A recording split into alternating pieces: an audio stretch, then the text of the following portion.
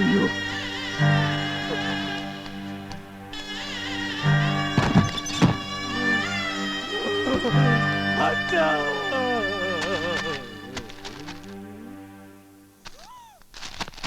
എന്താണ് അച്ഛൻ മരിച്ചില്ലേ?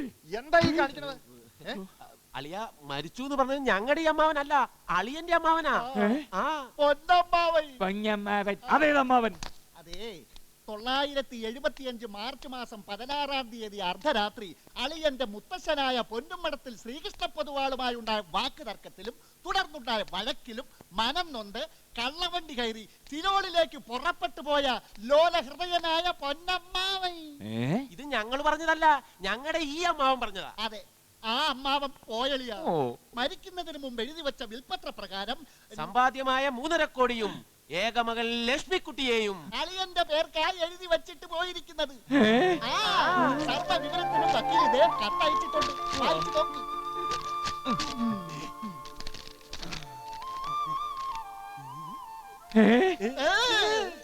വിഷ്ണു, പൊന്നനെ കണ്ട ഓർമ്മയുണ്ടോ നിനക്ക്? ഇതാ നോക്ക്.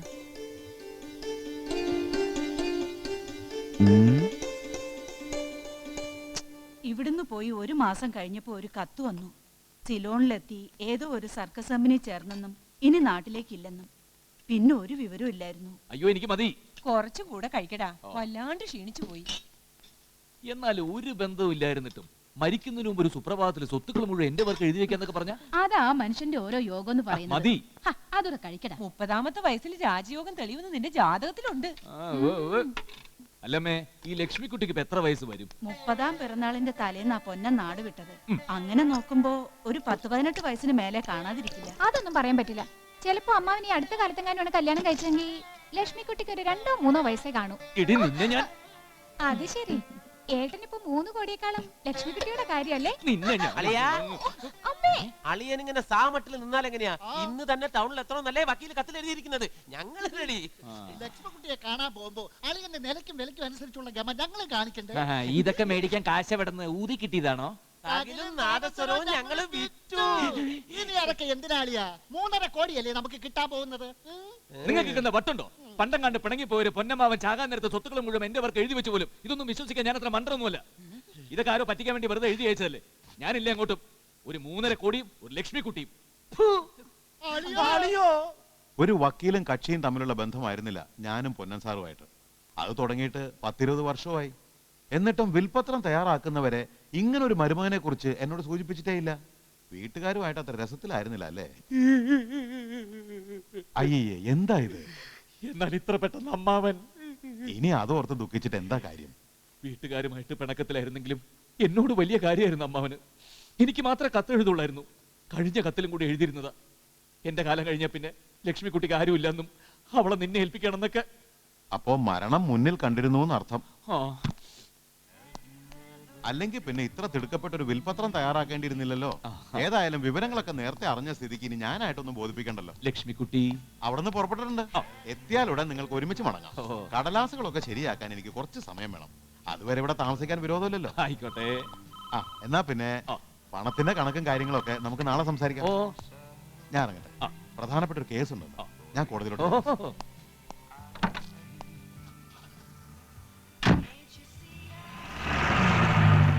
ലക്ഷ്മിക്കുട്ടി. അളിയോ,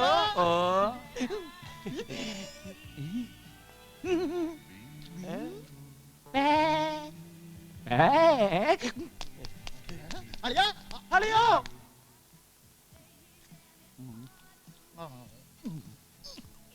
ഓ മതി, നിർത്ത് ആർത്തി പണ്ടാരം. ആ വക്കീലെങ്ങാനും വന്ന് കണ്ട ഇന്നേ വരെ ഫുഡ് കണ്ടിട്ടില്ല എന്നല്ലേ വിചാരിക്കൂ. ഞാൻ ആലോചിച്ചു വന്നില്ല, ലക്ഷ്മിക്കുട്ടി വന്നാലും നമുക്ക് ഉടനെ അങ്ങ് പോകണ്ട. ഒരു 10 ദിവസം കൂടെ ഇവിടെ നിന്ന് സുഖിച്ച് കഴിഞ്ഞിട്ടൊക്കെ പോയാൽ മതി. എന്തിന് 10 ദിവസമാക്കുന്നു? ഒരു 10 മാസം കഴിഞ്ഞ് ലക്ഷ്മിക്കുട്ടിയുടെ പേരും കൂടി കഴിഞ്ഞിട്ട് അങ്ങോട്ട് പോവാം. കിട്ടിപ്പോയാളിയാ. 3.5 കോടിയുടെ കണക്ക് ശരിയായത് ഇപ്പഴാ. 50 ലക്ഷം എനിക്ക്, 50 ലക്ഷം രാജപ്പൻ, പിന്നെയുണ്ട് 2.5. രേവതിയുടെ കല്യാണം നടത്താൻ ഒരു 10. പിന്നെ നമുക്ക് ആ വീടൊന്ന് പുതുക്കി പണിയണം. അത് കഴിഞ്ഞ് ബാക്കിയുള്ളതിനെ സ്വർണം കൊണ്ടൊരു നാസരം വാങ്ങിച്ചിരുന്നു ഊതാം. വക്കീൽ വന്നു. Good morning. Good morning. എല്ലാ പേപ്പേഴ്സും റെഡി ആയിട്ടുണ്ട്. ദാ വിൽപത്രത്തിന്റെ കോപ്പി. ഓഹോ.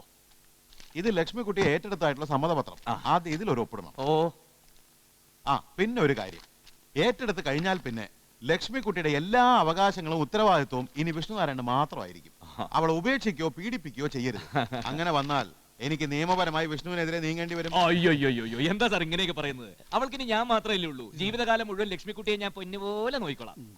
ഇനിയുള്ളത് പണത്തിന്റെ കാര്യം. എല്ലാം ഡ്രാഫ്റ്റ് ആയിട്ടാ വെച്ചിട്ടുള്ളത്. ഓ. ഇതൊരു 50 ലക്ഷത്തിന്റെ ഈറോഡിലുള്ള ഷൺമുഖം ചെട്ടിയാർക്ക് കൊടുക്കാനുള്ളത്. കൊടുക്കാനുള്ളതോ? അതെ. ആർക്കെങ്കിലും ഒരു പൈസയെങ്കിലും കൊടുക്കാനുണ്ടെങ്കിൽ അത് കൊടുത്തു തീർക്കാതെ ഉറക്കം വരില്ല പൊന്ന സാറിന്. അതായിരുന്നു പ്രകൃതം. ഇപ്പതാ സർക്കസ് കമ്പനി പൊളിഞ്ഞിട്ടും അവസാനത്തെ ഉറക്കത്തിന് മുമ്പ് എല്ലാം തീർത്ത് വെച്ചിട്ടല്ലേ പോയത്. പിന്നെ ഒരു 65 ലക്ഷം തേലത്തെ മരുന്ന് നായകത്തിന് കൊടുക്കാൻ. അപ്പൊ ഈ 3.5 കോടിയും കടം തീർക്കാനുള്ളതാണോ? അല്ലെന്നേ, ഒരു 10,000 രൂപ വിഷ്ണുനാരായണന്റെ പേർക്ക് മാറ്റി വെച്ചിട്ടുണ്ട്. ഇതാ അതിന്റെ ചെക്ക്. കൊടുത്തു തീർക്കാനുള്ള പണം മുഴുവൻ ഡ്രാഫ്റ്റ് ആയിട്ട് സൂക്ഷിച്ചുകൊണ്ട് ഞാൻ തന്നെ ഇത് കൈകാര്യം ചെയ്തോളാം. എന്നാലും വിൽപത്ര പ്രകാരം വിഷ്ണുവിനെ ബോധിപ്പിക്കേണ്ടത് എന്റെ കടമയാണല്ലോ. ഞാനൊന്ന് താഴോട്ട് ചെല്ലട്ടെ. ലക്ഷ്മിക്കുട്ടി ഇപ്പൊ എത്തും. പുറപ്പെടാൻ തയ്യാറായിക്കോളും. അവള് വന്നാൽ റിസപ്ഷനിൽ ഞാൻ വിളിച്ചു പറയാം. എന്നാലും അളിയാ, ഇതൊരു കൊടും ചതിവായി പോയി. ഒരു മരുമകൻ എഴുതി വെച്ചിരിക്കുന്ന ഇഷ്ടദാനം കണ്ടില്ലേ? 10,000 കുലുവ. എന്തെല്ലാം പ്രതീക്ഷകളായിരുന്നു. എല്ലാം തകർത്ത് കളഞ്ഞല്ലോ അളിയാ. തകർന്നത് നമ്മളല്ലേടാ രാജപ്പ. അളിയൻ രക്ഷപ്പെട്ടില്ലേ? പണമായിട്ട് 10,000 ഉള്ളെങ്കിലും ലക്ഷ്മിക്കുട്ടിയെ കിട്ടിയില്ലേ? അവളുടെ പേരിൽ ഒരു 50 ലക്ഷം രൂപയെങ്കിലും കരുതി വെക്കാതെ അമ്മാവൻ ചാവോ? അത് ശരിയാണല്ലോ. പിന്നെ കയ്യിലും കഴുത്തിലും എല്ലാം കൂടെ ഒരു 10-100 വേറെ കാണും. അളിയാ, ഒരുപാട് സ്വപ്നം കണ്ടതല്ലേ അളിയാ ഞങ്ങളും. അവളുടെ കയ്യിൽ നിന്നൊരു വളയെങ്കിലും ഞങ്ങൾക്ക് ഊരി തരണേ. എവിടെങ്കിലും പഴയ തകിലും നാദസ്വരമെങ്കിലും കിട്ടുമെന്ന് നോക്കാമല്ലോ. ഹലോ, വന്നോ? ഇതാ ഇപ്പൊ വരാം. അളിയാ, ലക്ഷ്മിക്കുട്ടി എത്തിയെന്ന്. താഴെ ഉണ്ടത്.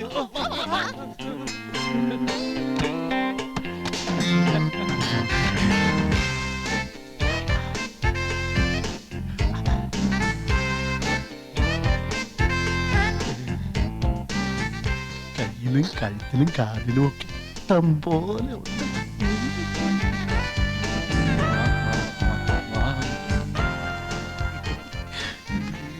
നമസ്കാരം. ഇനി ഇവിടെ ഇരിക്കണ്ട, മേളിൽ AC മുറിയുണ്ട്. നമുക്ക് അങ്ങോട്ട് പോവാം. ആൾ അവിടെ ഉണ്ട്. ലക്ഷ്മിക്കുട്ടി അല്ല. എന്താ ഇവിടെ തന്നെ നിന്ന് കളഞ്ഞ്? ലക്ഷ്മിക്കുട്ടി എത്തി.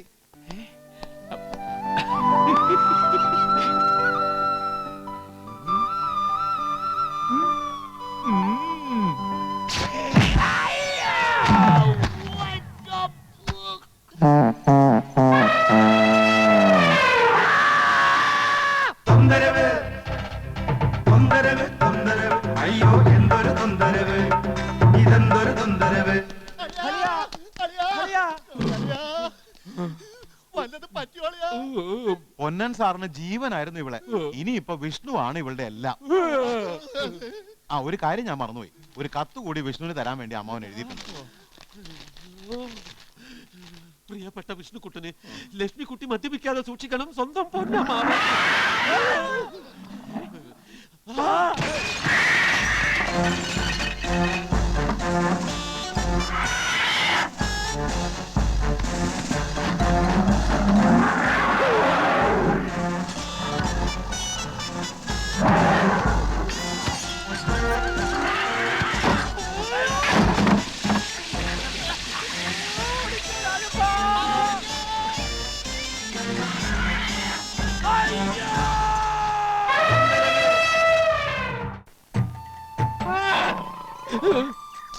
എന്റെ പൊന്ന് ലക്ഷ്മിക്കുട്ടി, നിന്റെ ആനക്കാലി ഞാൻ പിടിക്കാം. എന്നെ ഒന്ന് വെറുതെ വിട്ടേക്ക്.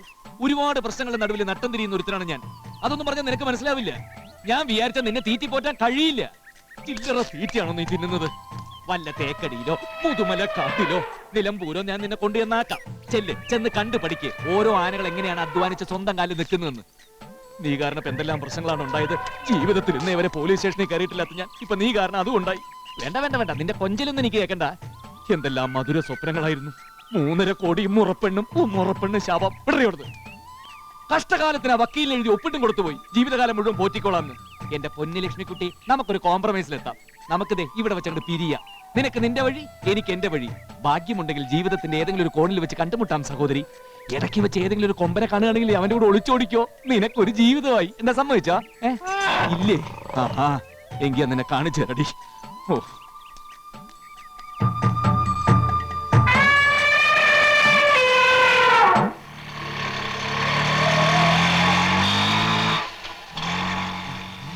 വിഷ്ണു ഏ? നിർത്തടോ. ഭൈരവ, കൊടുകൈ അറിഞ്ഞടാ, എല്ലാം ഞാൻ അറിഞ്ഞു. നീ ഭാഗ്യവാനാ. മനസ്സിൽ നന്മയുള്ളവരെ ദൈവം ഒരിക്കലും കൈവിടില്ല. നീ എന്തറിഞ്ഞു? ഇരുന്ന ഇരിപ്പിലല്ലേ 3.5 കോടി ഒരു കിളുന്ത് പെങ്കൊച്ചും കയ്യിൽ വന്നത്. ഇനിയിപ്പൊ തിരുവാഭരണം തിരിച്ചെടുക്കാൻ എന്താ പാട്? എന്തിനു തിരുവാഭരണം മാത്രമായിട്ടാക്കണോ? ഒരു ക്ഷേത്രം തന്നെ പണിത് കൊടുത്താലോ എന്ന് ആലോചിക്കാൻ ഞാൻ. ഏയ് അത്രയ്ക്ക് വേണ്ട. ആ അതിരിക്കട്ടെ, എവിടെ നിന്റെ ലക്ഷ്മിക്കുട്ടി? അവളെവിടെ? കാണാൻ എങ്ങനെ സുന്ദരിയാണോ? നിനക്ക് ചേരുവോ? എന്നേക്കാ കൂടുതൽ ചേരുന്നത് നിനക്കാ. ആഹാ. ആ, നിന്റെ ഈ താടി പോലെ തന്നെ അവളുടെ മുടിയും. വെറുതെ ഇരി വിഷ്ണു. ഭൈരവ, സത്യം ഞാനൊന്ന് തീരുമാനിച്ചടാ. എനിക്ക് 3.5 കോടി മതി. ലക്ഷ്മിക്കുട്ടിയെ നീ എടുത്തോ. എവിടെ കക്ഷി? ആ ആലിന്റെ പുറകെ എന്നോട് പിണങ്ങി പോയി നിൽക്കുക. കരയില്ലേ വിഷ്ണു, കരയില്ലേ. അതിനിടക്ക് പിണക്കമായോ? ഈ പെമ്പിള്ളാരെ സ്വഭാവം എങ്ങനെയാ? പിണക്കം മാറ്റി തരാം. Cool down, cool down. Lakshmikutty,